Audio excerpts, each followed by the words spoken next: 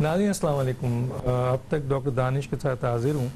بہت ہی ایک interview exclusive interview موجودہ صورتحال کے لحاظ سے بہت اہم شخصیت اور وہ ہیں جناب JUI کے اور PDM دونوں کے سربراہ ہیں جناب مولانا فضل الرحمان صاحب آج ہمارے ساتھ ہیں. سر آپ کا بہت شکریہ, آپ نے ہمیں ٹائم دیا. سر سب سے پہلا اسٹارٹ میں لیتا ہوں جو ایک بہت ہی اہم پوری دنیا کا جو لیڈر کہلا جاتا ہے, امریکہ سپر پاور کہتے ہیں سر, اس کے لحاظ سے وہاں تبدیلی بھی اور بڑی میجر تبدیلی ہے, لوگ اس کو دیکھتے ہیں. ٹرمپ کا جانا, جو بائیڈن کا آنا. ٹرمپ کے جانے اور جو بائیڈن کے آنے سے اسلامی دنیا میں, خود امریکہ میں اور خاص طور پہ پاکستان کے حوالے سے کچھ تبدیلی دیکھتے ہیں سر؟ دیکھیے, امریکہ میں ہمیشہ حکومت کی تبدیلی وہاں کے ایک سسٹم کے تحت ہی ہوتی ہے, اور زیادہ تر وہاں پر دو ہی پارٹیاں ہیں, یا ریپبلکن پارٹی ہے اور یا ڈیموکریٹس ہیں. تو عام طور پر ایک طویل عرصہ سے دو مرتبہ کی صدارت مسلسل یہ دونوں پارٹی کرتے رہے ہیں. یہ پہلی مرتبہ ہے کہ ریپبلکن وہ ایک ہی دورانیہ مکمل کر کے فارغ ہو گئے ہیں, اور اس کی وجہ شاید ٹرمپ کی جو سیاست تھی, یا ان کے جو رویے تھے, یا ان کے جو اقدامات تھے, وہ پبلک کو پسند نہیں تھے. اب ظاہر ہے جی کہ ڈیموکریٹس سے ایک توقع رکھتی ہے اپنی قوم بھی اور پوری دنیا بھی. عام طور پر امریکہ کے بارے میں یہ مشہور ہے کہ وہاں حکومت ریپبلکنز کی ہو یا ڈیموکریٹس کی ہو, دنیا کے لیے ان کی پالیسی یکساں رہتی ہے اور اس کا تسلسل نہیں ٹوٹتا. لیکن عالمی حالات اس حد تک پیچیدہ ہو گئے ہیں کہ اس پیچیدہ صورتحال میں جو بائیڈن سے ایک توقع رکھی جا سکتی ہے کہ وہ جمہوری روایات کی پاسداری کرتے ہوئے پوری دنیا میں عوام کی رائے کو دیکھیں. ڈکٹیٹر ہمیشہ خطے کو دیکھتا ہے, اس پہ نظر ہوتی ہے, لیکن جمہوریت پسند وہ عوام کو اور ان کے مفادات کو اور ان کے خواہشات کو دیکھتا ہے. تو آج اس وقت اگر جو بائیڈن آئے ہیں تو وہ ایک تجربہ کار سیاستدان ہیں. ایک طویل زمانے تک وہ سینٹ کے رکن رہے, پھر ایک طویل عرصے تک وہ نائب صدر رہے, تو ان کو حکومت کرنے کا اور سیاست کرنے کا ایک طویل تجربہ حاصل ہے, اور اس کا فائدہ اٹھانا چاہیے. جب اس وقت دنیا کو لیڈ کر رہا ہے امریکہ, تو پوری دنیا کی انسانیت کو فائدہ اٹھانا چاہیے. اس وقت ظاہر ہے جی کہ ٹرمپ کے دور میں بہت زیادہ دباؤ آیا ہے عرب کے خطے پر بھی اور برصغیر پر بھی. برصغیر میں ان کے غیر جمہوری رویوں سے ہندوستان نے فائدہ اٹھایا, اور کشمیر کی جو خصوصی حیثیت تھی اور جو اس کا اسپیشل سٹیٹس تھا, اس کو بڑی آسانی کے ساتھ مودی گورنمنٹ نے ختم کر دیا. اور اسی طرح فلسطین کے حوالے سے بھی عرب ممالک پر دباؤ ڈالنا اور زبردستی کرنا کہ آپ اسرائیل کو تسلیم کریں, اور بجائے اس کے کہ وہ فلسطین کو تسلیم کرانے کے لیے اس لابی پر دباؤ ڈالتا جو اسرائیل کو سپورٹ کر رہا ہے کہ وہ فلسطینیوں کی سرزمین چھینی گئی ہے, لہذا فلسطینیوں کی سرزمین بحال کی جائے, ان کو واپس کی جائے. الٹا انہوں نے متنازع علاقہ ہے جس سلامتی کونسل کی قراردادوں کے تحت جو بیت المقدس ہے, جو یروشلم ہے, وہ ایک متنازع علاقہ ہے, اور وہاں پر امریکی سفارتخانہ کھولنا یہ تو دنیا میں کوئی اس کی روایت نہیں ہے. کل امریکہ اگر کہہ دے کہ میں سری نگر میں امریکی سفارتخانہ انڈیا کا کھولنا چاہتا ہوں, تو اس کے کیا معنی نکلیں گے جی.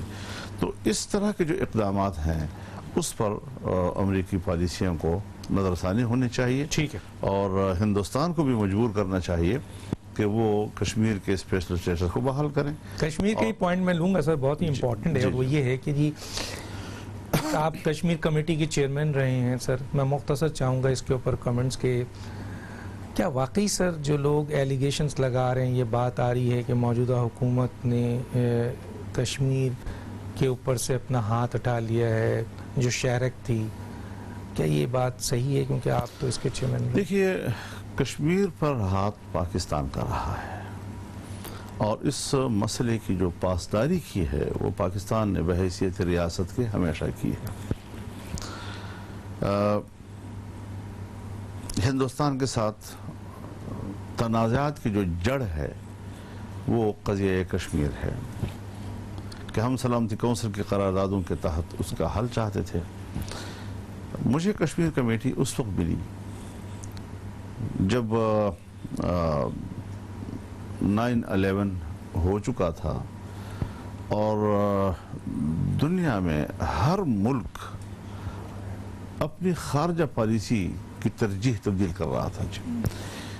پاکستان کی خارجہ پالیسی کے لیے ہمیشہ ترجیح ہمارا کشمیر ہوا کرتا تھا، دنیا کے ساتھ دوستی اور دشمنی کا مدار کشمیر ہوا کرتا تھا، لیکن 9/11 کے بعد پھر دہشت گردی کے خلاف جنگ اور وار آن ٹیرر وہ ایک ترجیح ٹھہری جو ظاہر ہے کہ بین الاقوامی دباؤ کے تحت تھی، جس میں ہماری اپنے مفادات اور ہماری اپنی ترجیحات جو ہے وہ پس منظر میں چلی گئی۔ اب اس کو دوبارہ فرنٹ پہ لانا، اس کے لیے میں سمجھتا ہوں کہ پورے دورانیے میں کشمیر کمیٹی تنہا جنگ لڑ رہی تھی اور سارا برڈن جو ہے وہ فضل الرحمان پہ ڈالتی رہی کہ تو آج تو کشمیر کمیٹی کا بھی معلوم نہیں کدھر ہے اور اس کا چیئرمین کون ہے اور کون چلا رہا ہے اور کون کیا کر رہا ہے اور کیا نہیں کر رہا، لیکن بہرحال ہم نے اس اسٹیٹس کو برقرار رکھا ہے، اس کو تحلیل نہیں ہونے دیا جی۔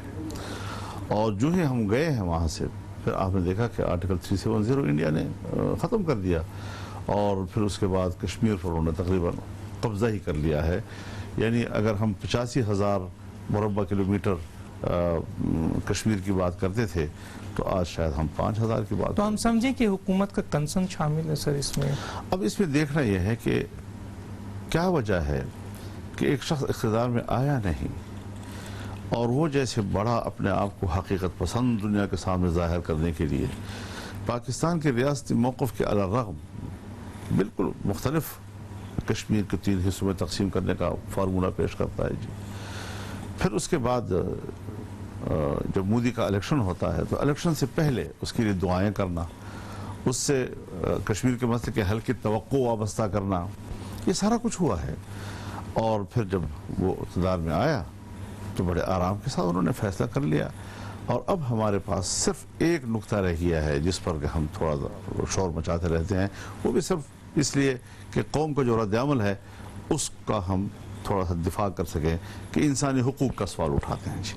تو پہلے تو کشمیر کے اندر انسانی حقوق کا مسئلہ بھی ہوتا تھا، اور وہاں کے خطے کا جو سیاسی مستقبل ہے اور جس کا فیصلہ وہ کشمیری قوم نے کرنا ہے استصواب رائے کے ذریعے سے، یہ دونوں چیزیں برابر چل رہی تھی، لیکن اب ہم صرف انسانی حقوق کی بات کر رہے ہیں۔ اور انسانی حقوق کی بات شاید وہ جب اصل موقف سے آپ منحرف ہو گئے یا اس میں آپ کے موقف میں تبدیلی آ گئی ہے تو پھر ظاہر ہے کہ اس میں پھر وزن نہیں رہتا۔ تو یہ بات ہے کہ یہ موجودہ حکومت جو ہے کشمیر کمیٹی پہ اپنی پالیسی تبدیل کر چکی ہے، صرف انسانی حقوق کی طرف آگے بڑھ رہی ہے، یہ بہت بڑی بات ہے، عوام کو پتہ ہونا چاہیے۔ اور ایک کشمیر کمیٹی کے چیئرمین، اچھا سر پی ڈی ایم کے حوالے سے تھوڑا سا سوال کر لیتے ہیں۔ پی ڈی ایم میں بہت اہم جماعتیں ہیں، بہت اہم سیاسی جماعتیں ہیں، پارلیمنٹ کی بھی ہیں اور ملک کی بھی ہیں، ان کا جو ان کی تحریک کے حوالے سے ان کے فیصلے میں ایک چیز تو یکسانیت نظر آتی ہے، سب کے سب اس بات پہ تو متفق ہیں کہ اس حکومت کا خاتمہ ہونا چاہیے کیونکہ یہ ایک نااہل حکومت ہے، ملک کے لیے عوام کے لیے بہتر نہیں ہے، لیکن کیسے ہو اس کے اوپر تضاد ہمیں نظر آتا ہے، اس کے اوپر تھوڑا مختصر سا آپ مجھے۔ دیکھیے، اس میں ہم نے بنیادی طور پر جو ہمارا اصولی موقف ہے وہ 25 جولائی 2018 کے فوراً بعد ایک ہفتے کے اندر جو تمام پارٹیوں نے مشترکہ طور پر طے کیا، جس میں کہ اس بات پر اتفاق ہوا کہ الیکشن میں دھاندلی ہوئی ہے۔ اور جب ہم یہ تحریر لکھ رہے تھے تو پاکستان پیپلز پارٹی کی طرف سے یہ لفظ آیا کہ بدترین دھاندلی کا لفظ لکھے. اچھا. تو پھر ہم دوبارہ الیکشن چاہتے ہیں, ہم اس الیکشن کے نتائج کو تسلیم نہیں کرتے. اس پر ایک اتفاق رائے ہوا. بعد میں کچھ جماعتیں جو حکومت میں شامل ہوئی, شاید ابتدا میں وہ اس موقف میں بھی ہمارے ساتھ تھیں, اور اسی پر ہم تسلسل کے ساتھ چلے آ رہے تھے. چنانچہ جس وقت جمعیت علماء اسلام نے ملک میں کوئی 14 ملین مارچ کیے, پھر آزادی مارچ کیا, اس حوالے سے بھی جب مشاورت ہوتی تھی تو آل پارٹیز کانفرنس میں ہم مل کر کرتے تھے. اور آپ نے دیکھا کہ تمام پارٹیوں نے ہمیں سپورٹ کیا تھا. اس میں آزادی مارچ کا استقبال صوبہ سندھ میں, پنجاب میں, ہر طرف ہوتا رہا. اور پھر اس آزادی مارچ کے سٹیج پر بھی تمام اکابرین ہمارے ساتھ رہے ہیں. لیکن اس کو یہ کہا گیا کہ ہے جمعیت علماء کا ایک ایونٹ, لیکن کوئی اس کو اپوز نہیں کر رہا ہے, سب اس کو سپورٹ کر رہے ہیں. ابھی 20 ستمبر کو گزشتہ سال کے آل پارٹیز کانفرنس بلائی پاکستان پیپلز پارٹی نے, اور اس کے اندر بھی الیکشن کے فوراً بعد کے موقف کی روح موجود تھی, یعنی اس میں کوئی تبدیلی نہیں تھی اور ایک نئے ڈکلیریشن کے تحت, ایک اعلامیے کے تحت اس کا باقاعدہ فیصلہ کیا گیا. اسی میں استعفوں کی بات بھی کی گئی, اور اسی میں لانگ مارچ کی بات بھی کی گئی ہے. تو ظاہر ہے اس حوالے سے جو بھی اب تک ہوتا چلا آ رہا ہے, ہمارے اگر جلسے ہو رہے ہیں تو بھی اسی ڈکلیریشن کے تحت ہو رہے ہیں. اگر ہم نے 31 دسمبر تک ان کو استعفے جمع کرنے کے لیے ٹائم دیا اور ہم نے استعفے وصول بھی کر لیے ہیں تو وہ بھی اسی اعلامیے کے تحت تھی. اگر ہم نے ان کو 31 جنوری کا آخری ڈیٹ دیا ہوا ہے استعفیٰ دینے کا تو وہ بھی اسی اعلامیے کے تحت ہے. اور اب اس کے بعد پھر اگر استعفے پیش کرنے ہیں یا ہمیں لانگ مارچ کرنا ہے, یہ بھی کہ ہم کس طرف لانگ مارچ کریں, پنڈی کی طرف کریں یا اسلام آباد کی طرف, یہ بھی متفقہ طور پر کیا گیا ہے. گو کہ یعنی اس کا گفتگو تو میں کرتا رہا ہوں, لیکن ایک متفقہ سوچ کے تحت ہم باہر آئے اور سب ایک ہی جگہ پر کھڑے ہو کر پریس سے ہم نے یہ ساری باتیں کی ہیں. تو اس کے بعد ہمارے وکلاء جو پیپلز پارٹی کے بھی سینئر وکلاء تھے, مسلم لیگ نون کی بھی تھے, جے یو آئی کی بھی تھے, سب کی ایک متفقہ رائے تھی کہ اگر سندھ اسمبلی توڑ بھی جائے تو بھی جو سینٹ کا انتخابی حلقہ ہے وہ نہیں ٹوٹتا, تو وہ پھر بھی ہوں گے. تو اس میں پھر یہ ہوا کہ ہم نے ایک چینج کی کہ ہمیں پھر استعفے نہیں دینے چاہیے تاوقتے کہ یہ سینٹ کے الیکشن جو ہے ہم کر سکیں.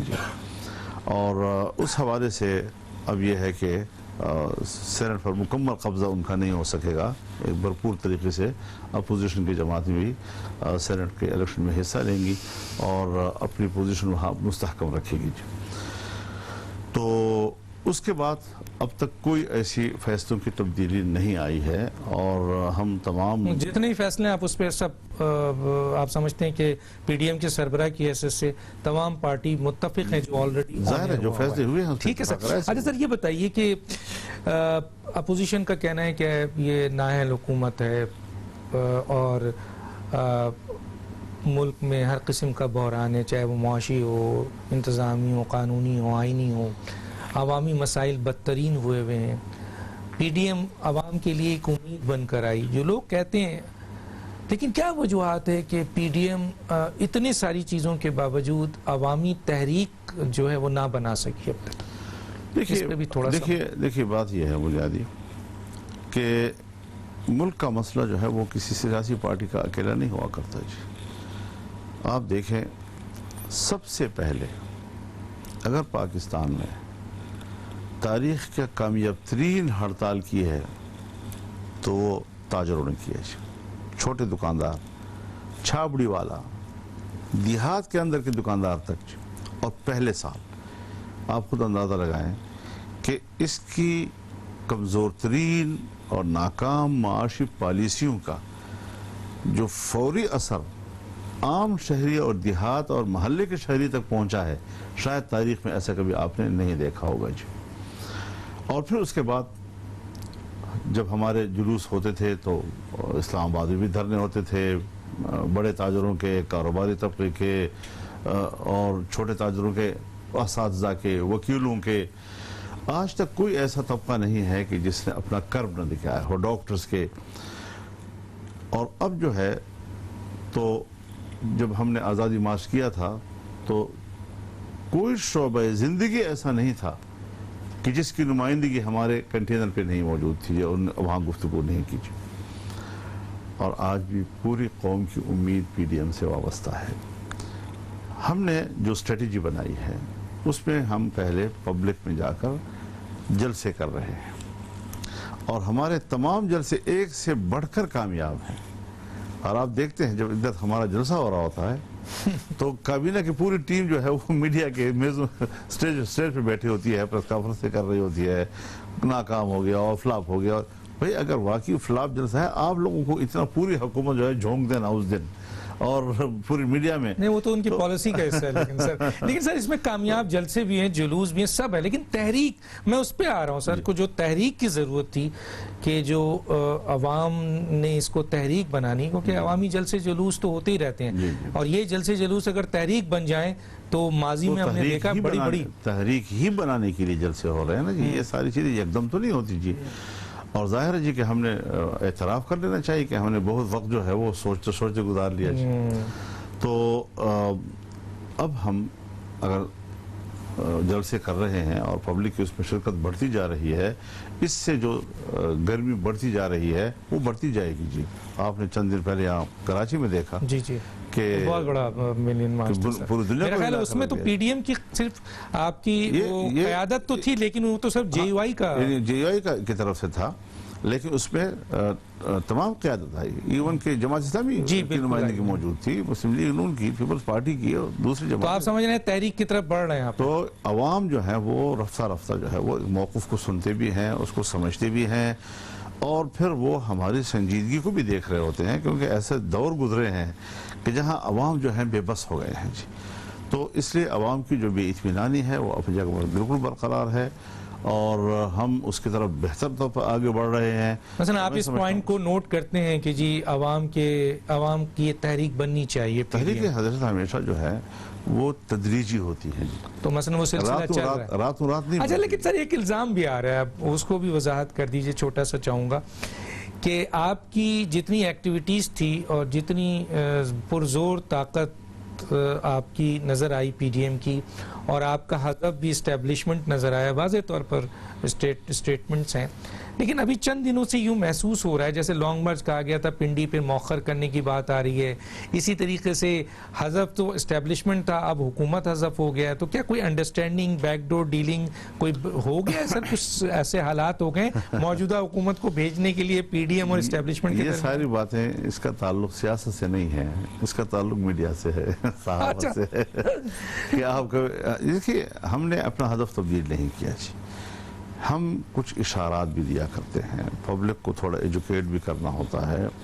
میں بڑی وضاحت کے ساتھ کہہ دینا چاہتا ہوں کہ اگر دھاندلی ہوئی ہے، اگر دھاندلی کے ذریعے اس نااہل کو ملک کی حکومت دی گئی ہے، اور اب اگر اس نااہل حکومت کو برقرار رکھنے کے لیے سہارے کی کوئی ذمہ دار ہے تو وہ بہرحال اسٹیبلشمنٹ ہے، لہٰذا اس سے ناراضگی کا اظہار اور احتجاج میں اس کو کسی حد تک شریک رکھنے کے جو یہ پبلک پہ واضح ہونی چاہیے، یہ چیزیں پردے بھی کیوں رہے آخر؟ تو اس اعتبار سے مسائل کا حل بھی تو وہی ہے نا سر، تو ان سے کوئی بیک ڈور ایسا تو نہیں ہو سکتا سر کہ اتنی بڑی پی ڈی ایم طاقت، حالات ایسے اور اسٹیبلشمنٹ ایک طاقت، تو دونوں کے درمیان جب تک انڈرسٹینڈنگ نہیں ہوگی، کوئی راستہ نہیں نکلے گا، تو مسائل تو سر کوشچن مارک رہیں گے نا؟ یہ تو خود انہوں نے بھی سوچنا ہے، جو سمجھتے ہیں کہ ہم ریاست کی طاقت ہیں، ہم نے ریاست کو بچانا ہے۔ ریاست کو خطرہ ضروری نہیں ہے کہ وہ ہماری کسی پڑوس دشمن سے ہو، یا ایک دشمن کے حملے سے ریاست کو خطرہ ہو۔ اگر معاشی طور پر آپ کولیپس کر جاتے ہیں تو ریاست کولیپس کر جاتی ہے جی.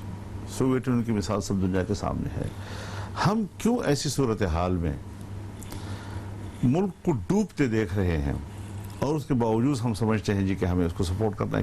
کیوں یہ سوال ہے؟ یہ سوال ہمارا ہے جی. اچھا آپ کا یہ تو میرا سوال ہے نا اچھا کہ اسٹیبلشمنٹ کیوں فریق بن رہی ہے. لہٰذا اس کا فریق ہونا یہ بالکل شک و شبہ سے بالاتر ہے. یہ کہنا کہ ہمارا نام نہ لیں، یہ کہنا کہ ہم تو غیر جانبدار ہیں، ہمیں تو آئینی طور پر جو ذمہ داری، یہ ایسی زبانی باتیں ہیں جی. ہم ادراک رکھتے ہیں اس بات کا، بلا وجہ ہمیں کوئی ریاستی اداروں سے یا اپنے اداروں سے جنگ لڑنے کی کیا فائدہ ہے جی. اگر میرا الیکشن کمیشن بے بس ہے تو میں اس پر پردے ڈالتا رہوں کہ آپ بے بس ہیں، الیکشن بالکل ٹھیک ہوئے ہیں جی یا کسی اور نے کرائے ہیں. اگر میری اسٹیبلشمنٹ جو ہے وہ دھاندلی کراتی ہے اور ایک نااہل حکومت کو مسلط کرتی ہے، پھر اس کو سہارا دیتی ہے، تو مجھے اس پر شکایت کرنے کا بھی حق حاصل نہیں ہے. اور اگر میں ایسی بات کرتا ہوں تو پھر کبھی راکھا ایجنٹ اور کبھی فلاں کا ایجنٹ، اس قسم کی باتیں کی جاتی ہیں جی. تو یہ چیزیں ہمارے ملک کے اندر کی ہیں. اپنے ملک کے اندر میں مجھے اپنے اداروں سے شکایت کرنا، گلہ کرنا، اس کا پورا حق حاصل ہے. بات کرنا، جبکہ میں اداروں کی ناگزیر حیثیت کو تسلیم کرتا ہوں. اداروں کا وجود، اداروں کا استحکام، اداروں کا احترام، یہ سب چیزیں ہمارے مد نظر ہیں. میں سیاست کا ایک طالب علم ہوں اور یہی کچھ ہم نے پڑھا ہے. لیکن سر یہ بتائیے کہ اس وقت یہ ادارہ، اہم ترین ادارہ، قومی ادارہ متنازع ہو چکا ہے، اس میں اپوزیشن کا کتنا رول ہے سر؟ میرا خیال میں ان کے اپنی کردار کا رول ہے جی. اپوزیشن کیوں چاہتی ہے ایسا؟ اس کو کیا ضرورت ہے؟ اپوزیشن کل حکومت کرنی ہے، یہی اس کی حکومت میں اس کے ماتحت ہوگی. لیکن اگر ادارے غلطیاں خود کرتی ہیں اور پھر اس کی سزا سیاستدانوں کو دیتی ہے، اس کی سزا قوم کو دیتی ہے، اس کی سزا ملک کو دیتی ہے، تو پھر یہ تو انصاف نہ ہوا نا جی. تو لہٰذا یہ ادارہ نہیں گناہ گار ہوتا. ادارے کے اندر افراد جو ہیں وہ گناہ گار ہوتے ہیں جو ادارے کو غلط رخ پہ چلا لیتے ہیں، جبکہ وہاں ان کو ذمہ داری ہوتی ہے کہ وہ ادارے کو صحیح رخ دیا کریں جس سے کوئی شکایتیں نہ پیدا ہوں. جی ایک منٹ مولانا صاحب. ناظرین ایک چھوٹا سا بریک لیتے ہیں، پھر واپس آتے ہیں.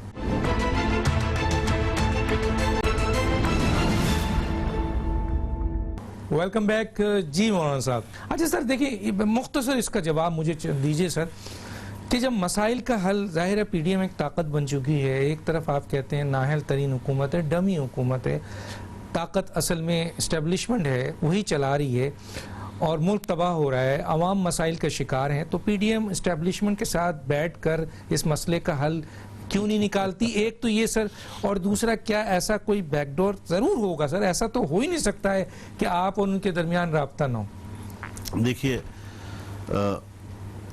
ابتدا میں تو رابطے بھی رہے، پیغامات بھی آتے جاتے رہے، لیکن حقیقت یہ ہے جی کہ انہوں نے سیاستدانوں کو مایوس کیا ہے اپنی جانبدارانہ رویے کی بنیاد پر. ان کو حل ابھی تک بھی نہیں چاہیے، اور کوئی حل ہو تو وہ ایسا کہ جس میں مستقبل میں بھی سیاست پر ان کی گرفت جو ہے وہ برقرار رہے. تو شاید یہ اب اس وقت عوام کو بھی قابل قبول نہیں ہے، اور اتنا ایکسپوز ہونا شاید ادارے کے حق میں بھی مفید نہیں ہے. وہ آئینی کردار کر دینا سر، سیاسی طور پر اسٹیبلشمنٹ کا ایک آئینی کردار آپ پھر تو ملک فوج کے حوالے سے جمہوریت تو ختم ہو جائے گی. پھر تو جمہوریت کا نام لینا ہی ہے، اور جمہوریت بھی رہے گی، ماشاء اللہ بھی نہیں آئے گا، ان کی انٹرفیرنس تو رہے گی. اس کو کیسے ختم کیا جائے؟ میرے خیال میں رفتہ وقت کے ساتھ ساتھ عوامی شعور جو ہے وہ مسائل کا حل ہوتا ہے، اور جمہوری رویے جو ہیں وہ در حقیقت مسائل کا حل ہوتے ہیں. اگر میرا توازن بگڑتا ہے ملک کی سیاست میں تو پبلک کی جو رد عمل ہوگا وہ مجھے توازن کی طرف لائے گا. میں ایک سیاسی کارکن ہوں، میری جماعت سیاست میں حصہ لیتی ہے. اگر میں آئین سے انحراف کرتا ہوں اور میں شدت کی طرف جاتا ہوں، میں مذہبی جماعت ہوتے ہوئے میں شدت کے خلاف لڑا ہوں. میں نے عدم تشدد کی بات کی ہے، میں نے جمہوریت کی بات کی ہے، میں نے آئین کی بات کی ہے، اور میری توانائیاں اس پہ صرف ہوئی ہیں، مجھے اس کی سزا دی گئی ہے.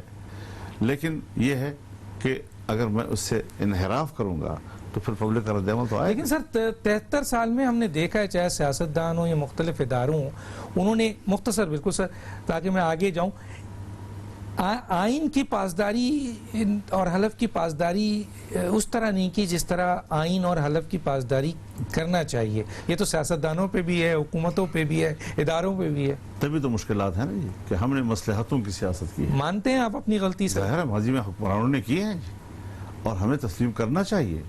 عوام کا رد عمل جو ہے وہ یہی ہے کہ ہم آئین کی بات کرتے ہیں، لیکن جب ہماری حکومتیں بنتی ہیں تو پھر ہم مصلحتوں کا شکار ہو جاتے ہیں. اور ہم حکومت جب ایک ہے کہ ایگزیکٹو، ایک ہوتا ہے چیف ایگزیکٹو. چیف ایگزیکٹو صرف قوم کا منتخب ہوتا ہے، وہ کمانڈ کر رہا ہوتا ہے جی، اور کمانڈ کی وحدت کی علامت ہوتا ہے، اس کی یونٹی کی علامت ہوتا ہے. اس کا معنی یہ نہیں ہے کہ ہم بیوروکریسی، اسٹیبلشمنٹ، ماہرین فن، اپنے ایکسپرٹس، اپنی جو ہماری ایک تربیت یافتہ ایک طبقہ ہے، علمی طبقہ، اس سے بے نیاز ہو کر حکومت چلائیں جی. یہی ہمارے ملک کا، یہی قوم ہے. ہم ایک ہیں، ایک قوم کے ہوتے ہوئے ہم نے بیوروکریٹس کا بھی فائدہ اٹھانا ہے، اس کے تجربے کا، اس کی افادیت کا. ہم نے ماہرین معیشت کا، ہم نے زراعت کا. اچھا سر، آپ نے آئینی اہم ترین اداروں کے متنازع ہونے کی ذمہ داری تو ان پہ ڈال دی، ٹھیک ہے نا، کہ وہی ہیں لوگ ذمہ دار. اچھا یہ بتائیے کہ ہم نے 73 سال میں اینٹی اسٹیبلشمنٹ جو اسٹیٹمنٹ تھی یا نعرے تھے، وہ ہم نے کے پی کے یا سندھ یا بلوچستان یا چھوٹے صوبوں میں تو نظر آئے سر، لیکن اس دفعہ پنجاب میں اینٹی اسٹیبلشمنٹ کے نعرے لگ رہے ہیں. تو یہ کیا ہے سر، اس کی کیا؟ یہ بہت بڑی تبدیلی ہے. یعنی 3 چھوٹے صوبوں اور بڑے صوبے کا جو سوال ہمیشہ رہا ہے، اور اس پہ گلے شکوے اور کچھ شکرنجیوں کا بھی ایک تاثر ہر دور میں موجود رہا ہے. آج صورتحال یہ نظر آ رہی ہے کہ چاروں صوبے جو ہیں وہ ایک پیج پہ آ گئی ہیں، اور وہ سب چاہتی ہیں کہ آئین کے تحت جو جمہوریت متعین ہے، حقیقی جمہوریت اس ملک میں ہونی چاہیے، اور آخری فیصلہ سیاستدان کریں جس کو عوام نے منتخب کیا ہے، لیکن دھاندلیاں نہیں ہونی چاہیے. اچھا سر، جو نعرہ آپ کا چلا. اچھا سر، اس پہ میرا مختصر سا دیجئے، پھر میں ایک اہم کیس فارن فنڈنگ پہ آتا ہوں جو بہت ہی اہم کیس بن گیا ہے. سر یہ کچھ لوگوں کا خیال ہے، بہت اہم دانشوروں کا خیال ہے کہ پی ڈی ایم میں جو جماعتیں شامل ہیں وہ ملک کی بڑی اہم سیاسی جماعتیں ہیں. اس کے ساتھ ساتھ اس میں ایسی جماعتیں بھی ہیں جو مذہبی کارڈ رکھتی ہیں، جو سندھ کارڈ رکھتی ہیں، جو بلوچستان اور کے پی کے کارڈ رکھتی ہیں. قوم پرست جماعتیں بھی اس میں شامل ہیں، پنجاب کارڈ رکھنے والی بھی جماعت اس میں شامل ہے. تو یہ ایک آپ کے وحدانیت، ایک مضبوطی، ایک وفاق کی مضبوطی کے حوالے سے پی ڈی ایم ایک یوزفل جماعت کے طور پر نظر آ رہی ہے. یہ ساری وہ جماعتیں ہیں جو 4 باتوں پہ یقین رکھتی ہیں. ایک، سب کا اس بات پر اتفاق ہے کہ پاکستان ایک اسلامی جمہوریہ ہے. دوسرا یہ کہ یہاں پر ڈکٹیٹرشپ نہیں، جمہوری نظام ہونا چاہیے. نمبر 3 یہ کہ یہاں پر پارلیمانی طرز حکومت ہونی چاہیے، صدارتی طرز حکومت کے ہاتھوں ملک ٹوٹ چکا ہے. نمبر 4 یہ کہ یہاں پر ایک وفاقی طرز حکومت ہونے چاہیے جس میں صوبے جو ہیں وہ یونٹس کے طور پر با اختیار ہوں، اور وہاں پر اپنی صوبائی حکومتیں اور ان کی خود مختاری موجود ہوگی. یہ 4 وہ بنیادی عناصر ہیں کہ اس میں سے اگر ایک عنصر بھی گرتا ہے تو اسے آئین گرتا ہے جی. یہ بنیادی ستون ہے جی. تو اس لحاظ سے جتنی بھی پارٹیاں ہیں یہ کسی حد تک بہرحال پارلیمانی پارٹیاں ہیں جو حلف اٹھا چکی ہیں آئین کی وفاداری کا اور اس کے تحت ملک کو چلانا. اگر پی ڈی ایم کو نقصان پہنچایا جاتا ہے یا توڑا جاتا ہے تو اس سے سر ملکی مفاد کو نقصان پہنچے گا؟ ایک جملہ سے. ظاہر ہے جی کہ میرے خیال میں تو پی ڈی ایم متحد ہے اور اس کو توڑا نہیں جا سکتا. ایک کمٹمنٹ ہے ہماری آپس کی، اور اس حوالے سے جو تاثرات پیدا کیے جا رہے ہیں یہ میرے خیال میں ایک وقتی تاثر تو ہوتا ہے، کیونکہ ایک پارٹی کے اندر بھی تو اختلاف رائے ہوتا ہے نا. اگر آپ کسی پارٹی کے اندرونی کہانیاں جو ہے وہ روز روز پبلک کے سامنے کریں تو آپ دیکھیں گے کہ اس کی جو پارٹی کے متفقہ فیصلے ہوتے ہیں وہ پس منظر میں چلے جاتے ہیں، اور جو اختلافی نوٹ ہوتے ہیں وہ سامنے آتے رہتے ہیں. یہ کچھ تو آپ پی ڈی ایم کے ساتھ بھی کر سکتے ہیں، لیکن ہم جب فیصلے کرتے ہیں ہمارے آج تک کے تمام فیصلے جو ہم باہر آئے ہیں متفقہ کر کے آئے ہیں. ٹھیک ہے. آج سر میں آگے بڑھتا ہوں کیونکہ ٹائم کم ہے. فارن فنڈنگ کا کیس بہت ہی امپورٹنٹ کیس ہے، اور اس کے لیے 6 سال بعد جو ہے پی ڈی ایم نے ایک وہ دیا اپنا الیکشن کمیشن کے سامنے. تو وزیر اعظم نے چیلنج کیا ہے کہ اسے اوپن ٹرائل جو ہے وہ کیا جائے اس کیس کو، اور انہوں نے واضح طور پر چیلنج کیا ہے کہ اس کیس کو اوپن ٹرائل کیا جائے. کیا کہیں گے سر اس میں؟ دیکھیے کچھ باتیں ہوتی ہیں لفاظی قسم کی، اور میں نہیں سمجھتا کہ انہوں نے ایسی بات کیوں کہی ہے جی. دیکھیے ان کی اپنی ایک سپریم کورٹ میں پٹیشن موجود ہے، اور وہ پٹیشن اسی بات کی ہے کہ گوشوارے جو ہیں اوپن نہ کیے جائیں، اور پھر اسی طریقے سے یہ بھی انہوں نے اس موقف لیا ہوا ہے کہ اس کو اوپن کرنے کا اور اوپن ٹرائل کا اختیاری الیکشن کمیشن کو نہیں، یہ ابھی تک پٹیشن موجود ہے سپریم کورٹ میں، اس کو واپس لیے بغیر ایسا بیان دینا مذاق خیز ہے جی۔ پھر اس کے بعد یہ ہے کہ جو اسٹیٹ بینک نے 23 اکاؤنٹس وہ الیکشن کمیشن کو مہیا کیے ہیں، اور الیکشن کمیشن کہتا ہے کہ میں اس لیے اوپن نہیں کر سکتا کہ وہ پی ٹی آئی کا دباؤ ہے، تو پہلے تو کم از کم وہ 23 اکاؤنٹس اوپن کیا جائیں، پھر پبلک کیا جائے اس کو۔ یہ وزیر اعظم صاحب الیکشن کمیشن کو کہیں یہ 23 اور سپریم کورٹ سے وہ اپنا جو ہے پٹیشن وڈرا کریں، واپس لے جی۔ اور پھر اس کے علاوہ ایک چیز اور بھی تھی کہ اوپن ٹرائل کے لیے کیوں نہیں ہے کہ ابھی وہ بیان دیا ہے کوئی الیکشن کمیشن کو انہوں نے تحریری درخواست نہیں دی، اس لیے یہ صرف ایک پبلک کو جیسے واقعی ہم نے کوئی بہت بڑی بات کہہ دی، کوئی جان نہیں ہے اس کی اس بیان میں۔ سپریم کورٹ کی پٹیشن اپنی جگہ پر برقرار ہے، 23 اکاؤنٹس کا معاملہ اپنی جگہ پر برقرار ہے، جس کے بارے میں الیکشن کمیشن کہہ چکا ہے کہ پی ٹی آئی کے دباؤ کی وجہ سے ہم اس کو اوپن نہیں کر سکتے، اور پھر یہ کہ ابھی تک اس حوالے سے الیکشن کمیشن کو کسی قسم کی کوئی تحریری درخواست نہیں، اور اگر ایسا یہ ہو جائے جو آپ کہہ رہے ہیں، اگر ہوتا ہے تو اس میں پھر چیزیں سامنے آئیں گے ساری نا جی، کہ وہ کس بنیاد پہ کہہ رہا ہے، تو پھر ان کی سنسیریٹی تو نظر آئے گی نا وزیر اعظم کے سر نہیں ہے کہ وہ چاہتے ہیں کہ اوپن ٹرائل ہو۔ یہ آپ دیکھیں گے کہ جس طرح پہلے کسی زمانے میں بیان دیتے تھے اور پھر کہتے ہیں یہ سیاسی بیان تھا جی، بڑے بیان، یہ سیاسی بیان تھا جی، تو ابھی بھی یہی ہوگا، یہ سیاسی بیان۔ سر ایک بہت اہم سوال وہ یہ ہے کہ یہ کہا جا رہا ہے کہ الیکشن کمیشن نے کہا کہ یہ حساس نوعیت کا کیس ہے اس لیے اوپن نہیں کر سکتے، لیکن سر جو اپلیکنٹ ہیں ان کا یہ کہنا ہے کہ یہ قومی سلامتی کے لیول کا کیس ہے، صرف غیر قانونی فنڈنگ نہیں ہے، اس میں قومی سلامتی بھی انوالو ہے، کیونکہ جس طرح کی فنڈنگ ہوئی ہے انڈیا اور یہودیوں سے اور دوسری جگہوں سے، وہ قومی سلامتی ہے۔ تو کیا وجوہات ہے سر؟ حکومت تو پارٹی ہے سر، لیکن سر ادارے جو ہیں، اگر زبردستی کوئی کسی کو تحفظ دینا چاہتا ہے اور تحفظ دینے کے لیے اس کو قومی سلامتی کا کیس بنا دیتا ہے، تو میرے خیال میں اس میں تو کوئی قومی سلامتی والی بات نہیں ہے کہ پیسہ آیا ہے، غلط آیا ہے، غلط طریقوں سے آیا ہے، غلط راستوں سے آیا ہے، سورسز معلوم اس کے نہیں ہیں، پاکستان دشمن ملکوں سے آیا ہے۔ تو اگر ایسی کوئی چیز آتی ہے تو سیاسی مخالفین کو الزام دینے کے لیے اور میڈیا میں ٹرائل کرنے کے لیے تو یہ چیزیں ہمیشہ اڑا دی جاتی ہیں، لیکن آج جب ایک واقعی زمینی حقائق پر مبنی ایک کیس آ گیا ہے تو وہاں قومی سلامتی کا سوال پیدا ہو جاتا ہے، وہاں پر کیوں نہیں ہوتا جی؟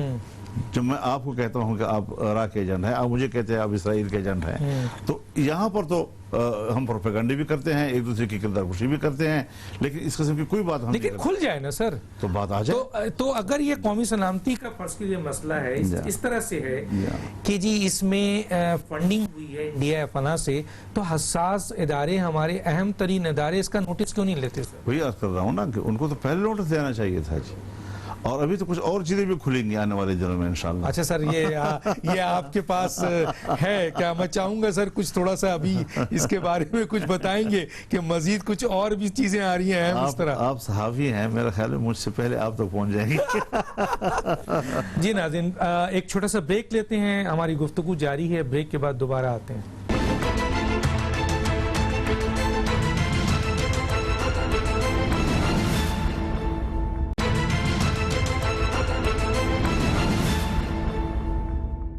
ویلکم بیک جی مولانا صاحب، پی ایم ایل این اور پیپلز پارٹی کی سیاست پہ تھوڑا سا بات کروں کیونکہ ٹائم میرے پاس بہت کم ہے۔ وہ یہ ہے کہ جہاں تک نواز شریف صاحب تو اس وقت ظاہر ہے بیرون ملک ہیں، اس موجودہ پی ایم ایل این کی سیاست میں شہباز شریف صاحب نظر آئے، لیکن پی ایم ایل این بہت ہی ڈیفینسو پوزیشن پہ نظر آئی۔ آج مریم نواز جب آئی ہیں باہر اور انہوں نے آ کر جو ہے وہ اپنے ورکروں سے رابطہ کیا ہے، تو نظر آ رہا ہے کہ پی ایم ایل این بہت ہی بڑی طاقت بن کر ابھر آئی ہے۔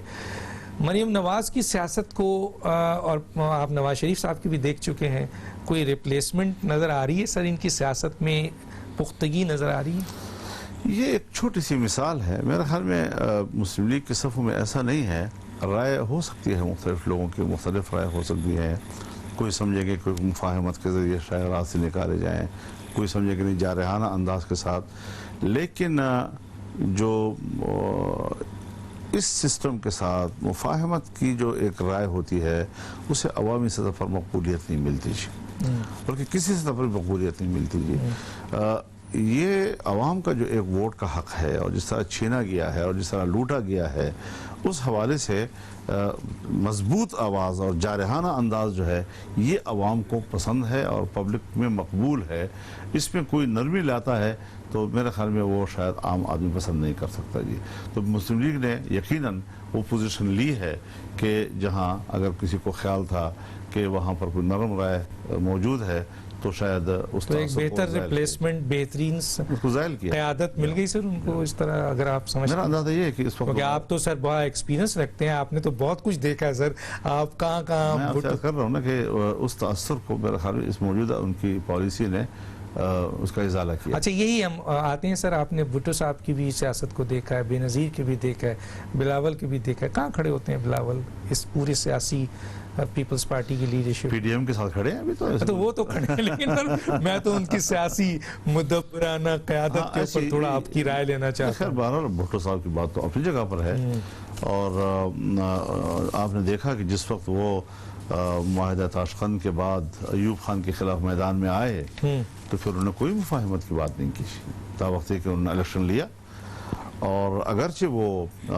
صدارتی طرز حکومت کا نعرہ لگا کر میدان میں آئے تھے، اور اس وقت جو ڈیک بنی تھی ایوب خان سے مذاکرات کرنے والی، وہ پارلیمانی مطالبہ لے کر گئے تھے جی سر، اور انہوں نے پہلے مخلوط قسم کے نظام بنائے کہ صوبوں میں پارلیمانی، ان میں ہے سر وہ کوالٹی آپ کو نظر آتی ہے؟ تو اب تو میرے خیال میں باقاعدہ پارلیمانی سسٹم پر اتفاق ہے۔ سر میں بالکل آخری ہے جملہ، ایک دم 50 سیکنڈ کا ہے، عوام کو یہ میسج تو جانا چاہیے، کیا یہ موجودہ حکومت 2.5 سال اپنا پورا کر لے گی، 5 سال، یا پی ڈی ایم عوام کو اس حکومت سے بقول اپوزیشن نااہل حکومت سے نجات دلا سکتے؟ انشاءاللہ نجات دلائیں گے جی، انشاءاللہ ہم مطمئن ہیں، اور بہرحال جنگ ہے، اقتدار پر قابض لوگوں کو ٹائم آپ فریم نہیں دے سکتے؟ ٹائم فریم تو کسی زمانے میں بھی کوئی نہیں دے سکا ہے جی، لیکن ایسا تو نہیں ہے کہ 5 سال مکمل کرنے کے بعد عوامی قوت جو ہے، عوامی قوت اصل میں ہمارا سارا دار و مدار جو ہے وہ ہتھیار ہمارا اگر ہے وہ عوام کی رائے ہے جی۔ ٹھیک ہے، تو عوام کی طرف ہی ہم جو گئے ہیں، ہم کسی اور طرف نہیں گئے،